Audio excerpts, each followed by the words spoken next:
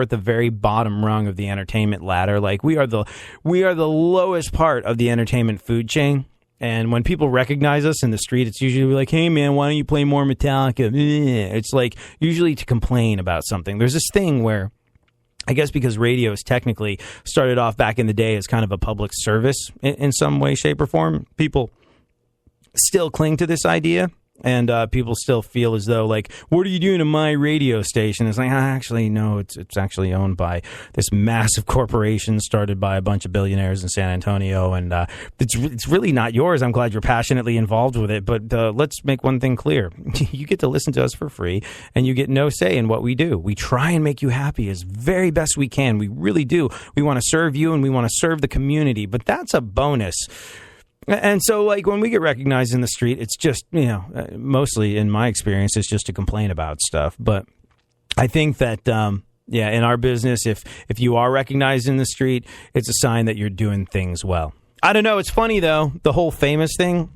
There was a Henry Rollins quote that I saw yesterday, which I relate to so much. And it was like, I got 3 letters today telling me I was God. Why can't I pay my rent? I get those all the time. You're the greatest. You make my day so awesome. I'm like, sweet.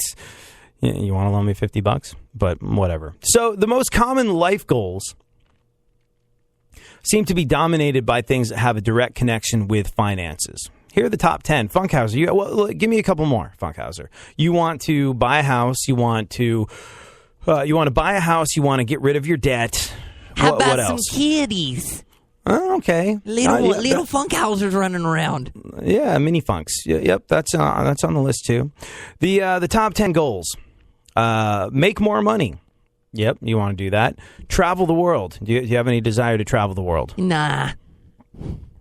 I've seen a lot of stuff. I'm cool. Yeah. Be healthier in general. Well, yeah. You're pretty healthy, I think. Sure. You don't smoke. You don't. Yeah. You're not like.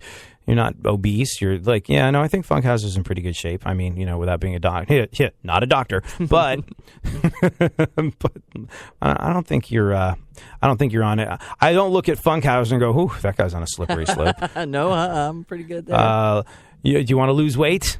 Yeah, you're a skinny guy. I qualify for my health insurance discount. Yeah.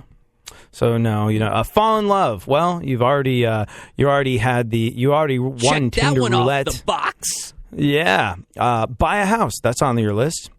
Get married. You want to get married, Funkhauser? No. No. But you want to stay with this girl and buy a house together. Yeah. I want to consciously couple. You want to consciously couple. Well, that's good because then you don't have to legally consciously uncouple later on. You want to have kids. That's on the list. Be able to retire. For our generation, I think we're just all going to be working till we die. Like, I think that's it. And I think we're going to die when we run out of money and can't afford food. I think that is, unless we manage to amass enough money to keep ourselves alive from the ages of 65 to whenever we kick the bucket, I don't think our generation's retiring. Do you? No. Yeah, Thanks, Mom and Dad generation, for screwing it up for us. Yeah, but that's what they say every generation. Well, I don't know. Like, I think our mom and dad's generation are having a hard time retiring as well. And the concept of retirement is kind of a new thing.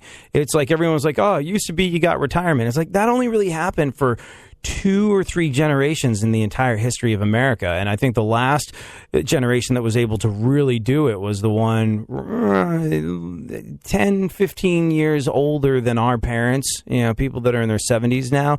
They were able to retire. But like people that are our parents' age, it's looking dicey. And for us, it's looking impossible. So number 9 on this list, being able to retire, that's kind of a big freaking deal. Number 10. Funkhauser, how much do you want to give something back to the community? A lot. I would like to get, yeah, sure. Okay. What community? The community. What are you talking about? The one you're in.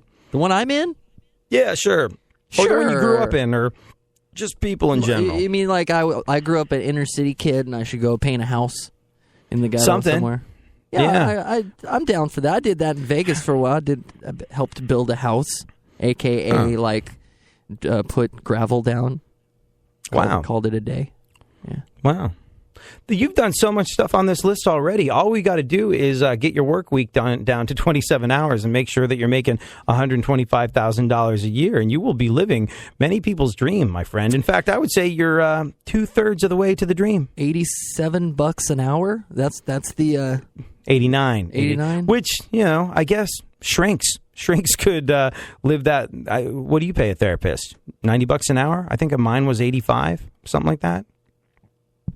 Does that make sense? Is that a thing? I don't know. Not a thing for me. I don't know how. You're just so happy and well adjusted you never needed therapy. Yeah. Fine. I talk to the voices in my head. Right, yeah. They'll set you right. So, yeah, interesting. Funkhauser's 2/3 of his way to living the American dream. And you know what? The stuff that he hasn't achieved, he's not interested in. Doesn't want to travel the world. Not interested in getting married. I think the only thing left on your list is to... you got to buy a house and be able to retire. Those are big ones. Those are enormous hurdles, but I think you're in pretty good shape, Funkhauser. Yep. Hope I do that in that order. House, retire. I think the giving something back to the community thing, man, that's a big deal.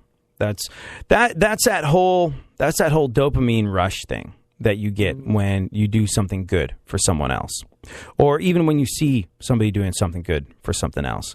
Oh God, it's terrible. I tear up when I see really simple things. Like I could find out that, I don't know, something horrifically awful had happened to a loved one or a family member, and I probably would be okay with it, outwardly anyway.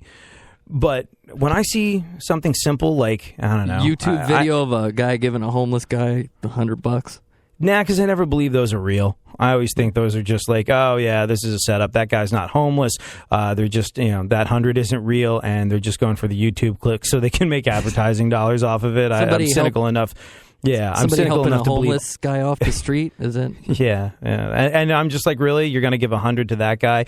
What's that going to do for a soldier that's out on the street because he's got PTSD? Answer, nothing. That's putting Band-Aids on a gaping flesh wound. That does nothing at all. But when I see, I don't know, someone helping someone with their groceries, just being decent to one another, when I see people being giving of spirit in some way, shape, or form, in little ways, that actually will bring a tear to my eye. So out of all the things on this list, that whole thing where you give something back to the community, not only, I think, is it valuable in a way that none of the others are, but it's something you can go out and do right now.